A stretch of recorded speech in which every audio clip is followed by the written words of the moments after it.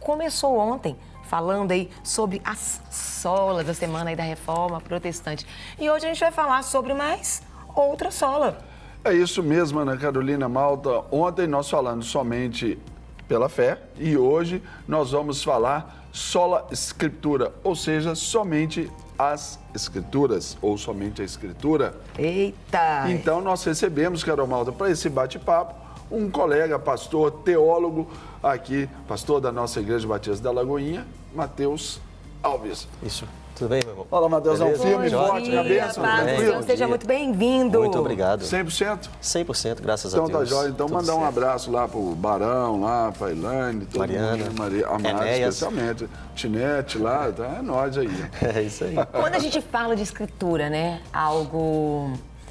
Também aí estamos aí no o dia do livro, sobre essa questão da importância da escritura. Tem coisas que... Como é que você observa essa caminhada onde as pessoas têm relativizado muitas coisas? E se nós pegarmos a escritura, um texto fora de um contexto vira um pretexto para você fazer aquilo que você está com vontade. Com certeza. E quando nós temos a escritura, é justamente um texto dentro de um contexto para não ter pretexto. Exatamente. Eu queria que a gente começasse falando, porque a gente pega uma linha e falando sobre toda uma essência, mas algo que é atual no nosso dia a dia. Sem dúvida. Quando nós dizemos somente as Escrituras, nós estamos dizendo que a Bíblia é o nosso único manual de fé e prática. Você está dizendo que nós estamos em um mundo que não tem verdades absolutas. Isso é verdade. 2019, nós estamos nesse momento da história. Mas nós que temos a fé em Cristo, acreditamos que a Bíblia, e somente a Bíblia, tem a resposta para todas as áreas da nossa vida. Mas dizer que a Bíblia hoje é o nosso único manual de fé e prática, num contexto protestante, é tranquilo, é fácil.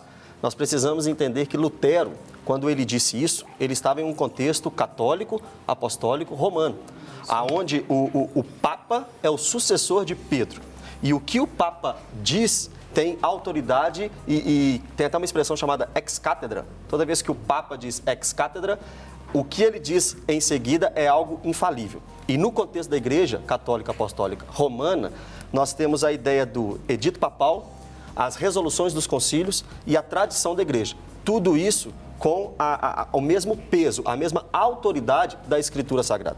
É nesse contexto que Lutero traz de volta o conceito, né? Ele nunca disse somente as Escrituras. Os estudiosos e os que seguiram Lutero na Reforma Protestante é que colocam essa base, somente a graça, somente a fé, somente as Escrituras, somente a Deus toda a glória, somente Cristo. Nas Escrituras, Lutero está dizendo, o Papa, os concílios, a reunião da igreja, a tradição da igreja nunca vai ter o mesmo peso da autoridade das Escrituras. Eu não posso seguir o que homens me dizem, eu tenho que seguir o que a Bíblia me diz.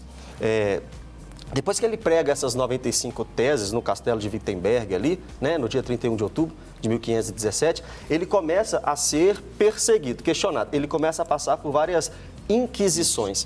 E em uma dessas essas reuniões são chamadas de dietas, né? Em uma dessas dietas, ele diz a frase que dá base para essa ideia, sola escritura. Ele diz, olha, ele chega, os responsáveis pela dieta dizem, você refuta tudo que você diz? Você vai contra todos os seus escritos, principalmente contra as indulgências? Ele responde, olha, eu não posso ir contra a minha consciência, a não ser que eu seja aprovado pela Escritura. Somente pela Escritura. Senão, eu não refuto, porque eu não acredito na autoridade papal e não acredito na autoridade dos concílios.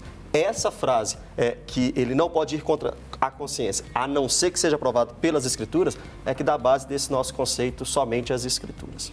Aí, Mateus, você falou aí sobre o pleno século XXI aí, e a gente está falando aí sobre não haver verdades absolutas. E quando, por exemplo, hoje a gente está aí celebrando aí a Semana da Reforma Protestante, né? Agora a gente tem essa data que para a gente é tão importante e que o mundo faz questão de repente, apagar ou ali deixar subentendido por causa da festa ali aos mortos, do Halloween, né? Aí a gente vê que permeia de alguma forma, né, por causa dessa questão até marxista cultural, onde coloca a Bíblia também, em alguns lugares e até alguns seminários, não tem mais a Bíblia Sagrada como verdade absoluta? Eu vejo dois problemas muito grandes nessa situação. É claro que o nosso contexto, igual você disse, esse marxismo cultural, socialismo, comunismo, todas essas ideias que vêm de Karl Marx e etc., tudo isso realmente diz que você pode pensar o que você quiser, você pode falar o que você quiser, não tem mais verdades. E um problema que eu vejo muito grande somos nós, protestantes, os pregadores da palavra, que não ensinam mais a palavra. Infelizmente, hoje, você quer falar de amor, você vai para 1 Coríntios capítulo 13, você não conhece o apóstolo Paulo, você não sabe a igreja de Corinto, você não sabe o que ele quis dizer no capítulo 13. Não sabe o contexto. Não sabe o contexto da carta, da história, e sai falando aquilo que você quer sem nenhum estudo, e isso faz com que a igreja fique rasa. A igreja fique rasa na Escritura. Nós só poderemos voltar com esse contexto somente às Escrituras quando, de fato, nós valorizarmos a palavra de Deus, estudarmos firmemente a palavra de Deus. Hernandes Dias Lopes diz que o pastor tem que ter cheiro de ovelha. Sim. Tem que ter, mas também tem que ter cheiro de Bíblia. Se nós não estudarmos a Bíblia, o que nós vamos passar para as pessoas? Se a pessoa está na igreja e não vê que aquela igreja é baseada na Bíblia e principalmente a sua pregação não é uma pregação melhor dizendo, expositiva, se possível, a pessoa vai achar que ela pode realmente relativizar tudo quando nós temos uma verdade absoluta. Mesmo se o mundo diz que nós não temos uma verdade absoluta, nós temos, e ela se encontra na palavra de Deus, na Bíblia Sagrada. É interessante a gente estar falando aí. Se tem alguma pergunta, aproveita e manda para cá, ó, 31984029756. Tem algum comentário, alguma curiosidade?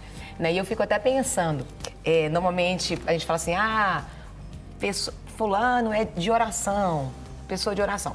Mas sabe uma coisa que Deus, a gente tem falado muito comigo, e eu pergunto também para você, pastor, às vezes tem realmente pessoas que oram muitas horas, mas elas não oram a Bíblia. E quando a gente ora só o que a gente quer, a gente ora muitas vezes só as nossas emoções.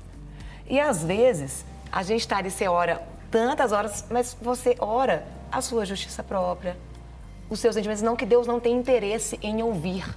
Mas quando nós temos a Escritura para nos direcionar até nas nossas orações, nós somos muito mais assertivos e nós somos também convencidos até no processo da oração, porque às vezes, se você tem alguma mágoa, alguma coisa, Deus vai direcionar o que você tem. Não, você vai trabalhar, não é isso, você vai trabalhar, você perdoar. Sim. Quando a gente tem a Bíblia como essa base, até para a nossa oração, eu falo que mulher de oração, homem de oração é aquele que ora, mas ora o que a Bíblia diz, porque Tiago fala que tem oração que nem é respondida porque não está de acordo. Pedro também diz isso, que as nossas orações podem ser impedidas. Quando nós vamos para a Bíblia, primeiro, não tem oração sem Bíblia. Tudo primeiro na vida do cristão é a Bíblia. Eu acredito que somente as Escrituras é a base para todas as outras solas, porque toda a nossa revelação de Cristo vem das Escrituras, da graça vem das Escrituras, da oração também vem das Escrituras. Nem a minha oração pode ser da minha forma. A minha oração vem pela Escritura. Pela Escritura, tem que ser pela Bíblia. Ele me deu um modelo para orar. Eu não oro da minha cabeça, eu oro segundo o modelo de Mateus capítulo 6, Sermão do Monte, a oração do Pai Nosso. Tudo que nós vivemos e falamos com Deus tem que ser pelas Escrituras. Os salmos, eu não posso cantar qualquer coisa, nem louvar na minha igreja qualquer coisa. Eu tenho que ter base bíblica para isso. Eu preciso conhecer as Escrituras para louvar segundo as Escrituras. Porque o louvor, por exemplo, louvor significa elogio. Eu vou elogiar quem? A Deus. Se eu não conheço a Bíblia, eu não conheço a Deus. E como eu vou elogiar quem eu não conheço? Então, para orar e para cantar, fazer louvores a Deus, eu preciso conhecer a Bíblia, de Gênesis a Apocalipse. Perguntaram para algum desses homens de Deus, que eu me esqueço aqui agora qual é a referência, perguntaram qual que era mais importante, a oração ou a leitura da palavra. A resposta foi muito simples, é só você perguntar a um pássaro qual que é mais importante, a sua asa direita ou a sua asa esquerda. Com certeza. Né? Então tem que estar bem alinhado dentro disso aí, né, Matheus? É isso mesmo. Eu queria até falar algo, porque muitas pessoas refutam essa sola de somente as Escrituras. Principalmente a Igreja Católica, Apostólica Romana, ela diz que a Bíblia não diz que só ela é inspirada por Deus. Esse é um grande erro que os irmãos que estão me assistindo, se forem conversar com algum católico romano, eles vão dizer que a Bíblia não diz que ela é o único texto inspirado por Deus. Na verdade, ela não diz isso. Mas ela diz que ela é inspirada e diz que outros escritos não são inspirados. Não diz que outros são inspirados. Ela diz que a Bíblia é. A gente pode pegar 2 Timóteo 3,16, toda a Escritura é inspirada por Deus. Nós podemos ver 2 Pedro, capítulo 3, versículo 16, quando Pedro compara os escritos de Paulo aos escritos do Antigo Testamento. Efésios, capítulo 2, versículo 20 e 21, e Efésios, capítulo 3, versículo 5, a Bíblia diz que Deus levantou os apóstolos e os profetas para darem os fundamentos da fé cristã. Ora, os fundamentos foram escritos no Antigo Testamento pelos profetas e Novo pelos apóstolos. Sim. Então, o que nós precisamos entender é que a Bíblia é a palavra de Deus, é o único livro inspirado, e mesmo que alguém tente refutar isso no nosso dia a dia, na nossa conversa, etc., na nossa crença e na nossa fé, nós não podemos ser enganados e levados por vento de doutrina. Quando as pessoas não entendem isso, sabe qual que é o que mais acontece hoje? Na prática, na nossa igreja hoje, novas revelações, novos ensinamentos. Eu tive uma revelação de Deus, eu tive uma visão de Deus e vou passar para toda a igreja. Isso não é só a Escritura. Isso não é somente as Escrituras. Quase que no ex-cátedra. Exatamente. Tem muitos papas aí nas igrejas evangélicas, infelizmente. Nós temos visões, temos experiências com Deus e queremos impor essas experiências na igreja, quando na verdade a minha experiência talvez não foi nem de Deus. Se não estiver aqui, não foi de Deus. Hebreus capítulo 1, versículo 1. E quando a gente fala sobre a palavra, Mateus, hoje a gente pode pensar também que muitos púlpitos aí, às vezes a Bíblia, ela não é nem aberta. Ou às vezes começa-se um sermão onde abre-se ali um texto, depois todo o resto é apenas uma palestra. É aí que mora o grande perigo, porque passa a ser muito desse evangelho, vamos dizer assim, horizontal, né? Quando a gente, na verdade, precisa desse evangelho vertical. Sem dúvida. Eu até contar algo que aconteceu comigo uma vez. Você pregava assim? Não. Não, eu fui em uma igreja, lógico que eu não vou falar a cidade, o estado, nem o nome da igreja. O pregador disse assim, olha, vamos para o momento da pregação. Vamos. Abre a Bíblia comigo e tal. É o que você está falando. Ele leu o texto, ele disse, olha, eu vou contar 3 histórias de pessoas que se superaram. Eu pensei que ele ia falar Elias, achei que ele ia falar Eliseu, achei que ele ia falar Paulo. Mas o primeiro foi o Minotauro.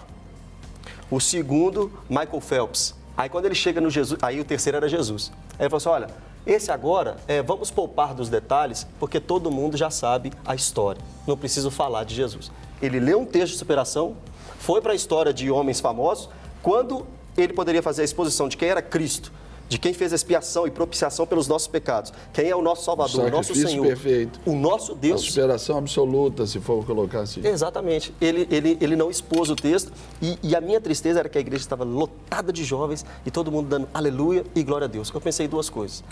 O pastor está negligenciando a sua maior missão, aproximar a igreja de Cristo. E as ovelhas estão caindo nessa conversa porque elas não conhecem as Escrituras, elas não leem as Escrituras. A ovelha precisa ser alimentada de Bíblia, exposição das Escrituras, o que o texto quer dizer, o que o texto traz para nós hoje em uma aplicação, mas primeiro, o que o texto realmente quer dizer. Isso está faltando e está faltando muito, é um motivo porque de aí grande fica, tristeza. por exemplo, por um apelo almático, vamos dizer assim, daquilo que dá certo, daquilo que funciona, daquilo que arranca os glória a Deus, os aleluias da vida, como se fosse aquela famosa frase de ajuda, autoajuda ao invés de ajuda do alto. Ajuda do alto. Não quer ficar um segundo por fora da nossa programação? Agora você pode nos acompanhar através das plataformas digitais. Não perca tempo, acesse, curta e siga-nos. Fique por dentro de tudo o que acontece por aqui. Rede Super, inspirando você.